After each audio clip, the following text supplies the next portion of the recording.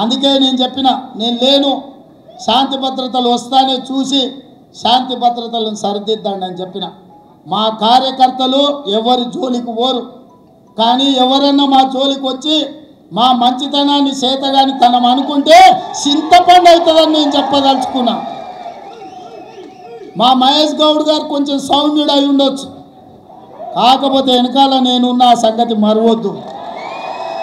ఎవరన్నా ఏదన్నా అధ్యక్షుడిగా సౌమ్యుడు వచ్చిండు, మా ఆటలు సాగుతాయి, ఊర్లలో మా ఇష్టం వచ్చినట్టు చేయొచ్చు అని ఎవరన్నా అనుకుంటుర్రేమో.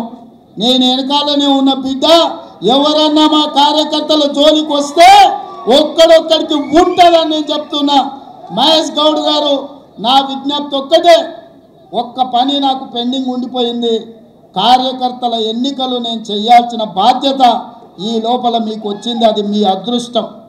రాబోయే 3-4 నెలల్లో బీసీ కమిషన్ చైర్మన్గా నిరంజన్ గారిని నియమించినాం. బీసీ జనాభా లెక్కలు తీసి వాళ్ళకు రావాల్సిన వాటా వాళ్ళకి ఇచ్చి సర్పంచులు, ఎంపీటీసీలు, జడ్పీటీసీలు, మున్సిపల్ కౌన్సిలర్లు, మున్సిపల్ కార్పొరేటర్లు, జిల్లా పరిషత్ చైర్మన్లు, ఎంపీపీలను చేసే బాధ్యత మన ఇద్దరి మీద ఎక్కువగా ఉన్నది. ముఖ్యమంత్రిగా నేను, పిసిసి అధ్యక్షుడిగా మీరు సమన్వయం చేయాలి. ఇప్పటి వరకు జరిగిన ఎన్నికలు, ఎమ్మెల్యేలు, ఎమ్మెల్సీలు, ఎంపీలు ఇవన్నీ నాయకులకు సంబంధించినవి. నాయకులు ఎట్లో గట్ల నడుస్తుంది, కానీ కార్యకర్తలు కష్టాలలో ఆ కార్యకర్తల్ని గెలిపించి వాళ్ళని సర్పంచులుగా చేయాల్సింది, ఎంపీటీసీలుగా గెలిపించాల్సింది, జడ్పీటీసీ, ఎంపీపీ, జిల్లా పరిషత్తులు చేయాల్సిన బాధ్యత మన మీద ఉన్నది. అన్నిటికంటే గురుతరమైన బాధ్యత, బరువైన బాధ్యత ఇదే. ఈరోజు మీ భుజాల మీద అది ఉన్నది. అందరినీ సమన్వయం చేయండి.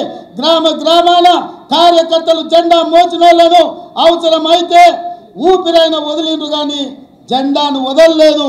భుజాలు కాయలు కాసే విధంగా కాంగ్రెస్ జెండా మోచిన కార్యకర్తల్ని గెలిపించాల్సిన బాధ్యత మన మీద ఉన్నది. వేదిక మీద ఉన్న పెద్దలందరి మీద ఉన్నది.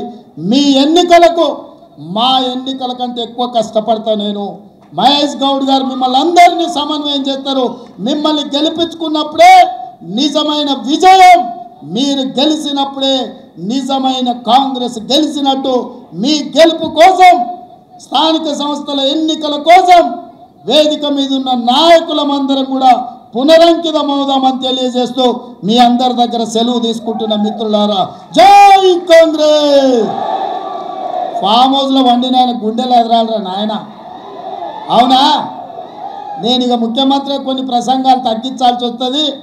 ఈరోజు ఆఖరి రోజు పిసిసి అధ్యక్షుడిగా గట్టిగా నినాదాలు ఇవ్వాలి.